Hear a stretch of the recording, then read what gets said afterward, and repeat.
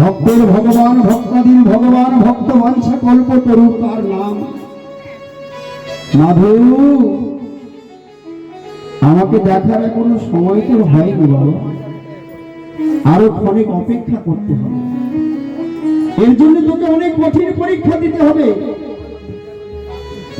ভগবান মনে মনে ভাবলো, বেশ, ছেলেটা আহার নিদ্রা পরিত্যাগ করা দেহ, কণ্ঠটা শুকিয়ে আসছে, পিপাসায় ক্ষুধার জ্বালায় ছেলেটা কাঁদছে। ভগবান কি করলেন? একটা ছোট্ট বালকের বেশ ধারণ করে তার সামনে এসে দাঁড়ালো। কে গো, তুমি এমন করে বসে বসে কাঁদছো কেন? তোমার কি খুব খিদে পেয়েছে? মাধু মনে মনে ভাবলো, আমার যে খিদে পেয়েছে ও কেমন করে জানলো? আমার যে খিদে পেয়েছে তুমি কেমন করে জানলে? ও মা, আমি কেমন করে জানবো?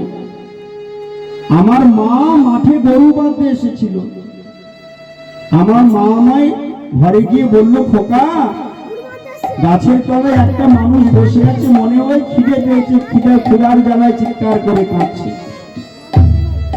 আমাদের ঘরে এখন তো কিছু নেই, তাই মা কালকে দধি বসিয়েছিল, তাই দইটা তোমায় দিল তোমায় খাওয়ার জন্য।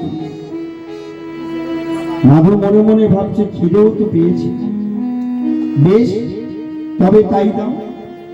হাতটা পেতেছে, ভগবান একটু করে দধির ভাণ্ড থেকে দধিটা ঢেলে দিয়েছে। মনের আনন্দে উদর পূরণ করে সেবা করে মাথা নেড়ে বলছে, আর দিতে হবে না।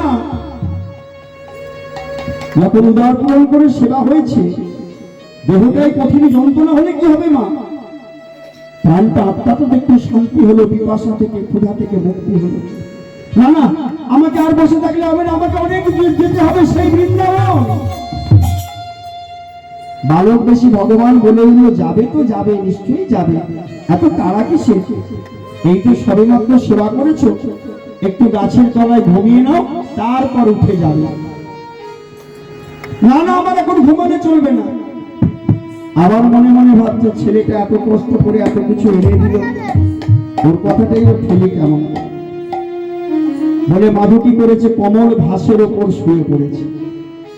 ভগবানের নরম কচি হাত দিয়ে মাধুর মাথায় হাত বুলিয়ে দিয়েছে। গোবিন্দের কমল পরশে মাধু কখন ঘুমিয়ে পড়েছে। ভগবান বললে, মাধু, আমাকে দেখার এখনো সময় তোর হয়নি, আমাকে দেখার জন্য তোকে আরেকটু পরীক্ষা দিতে হবে। এই বলে গোবিন্দ চললেন বৈকুণ্ঠ।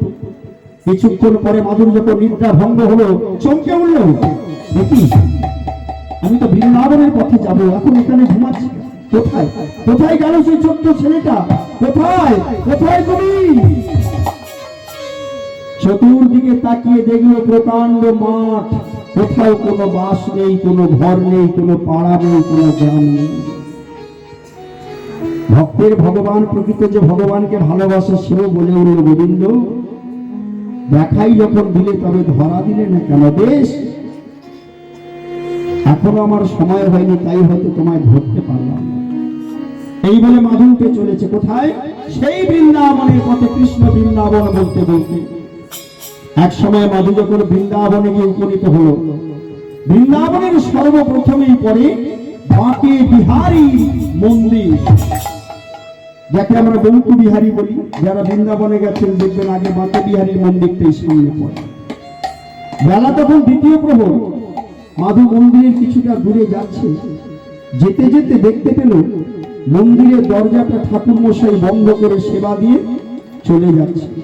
মাধু ছুটতে ছুটতে চলেছে, ঠাকুর মশাই, ঠাকুর মশাই,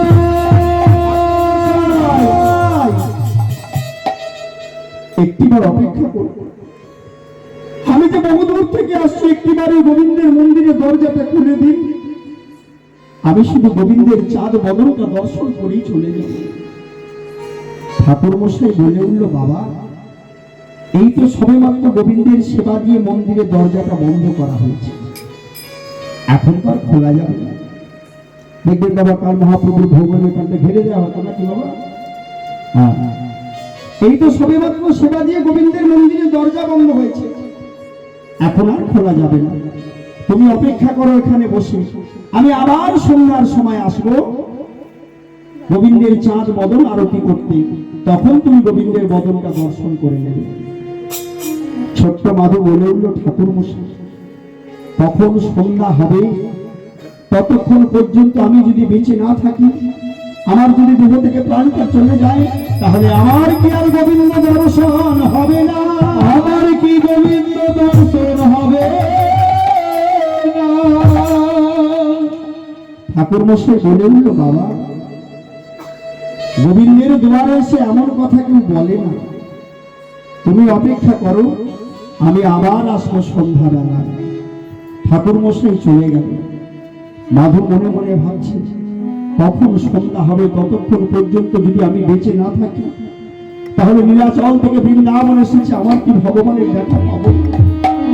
এই বলে ছোট্ট ছেলেটা সেই কঠিন যন্ত্রণা নিয়ে সারা মন্দিরটা ঘুরে ঘুরে দেখছে, কোথাও যদি একটা জানালা থাকে, কোথাও যদি একটা ছিদ্র থাকে, একটিবার গোবিন্দের বদনটা দর্শন করি আমি চলে যাব। সারা মন্দিরটা ঘুরতে ঘুরতে ঘুরতে কোথাও একটা ছিদ্র, একটা জানালা দেখতে পেল। সর্বশেষে ক্লান্ত হয়ে শুয়ে পড়ল এই মন্দিরের পিছন দিকে।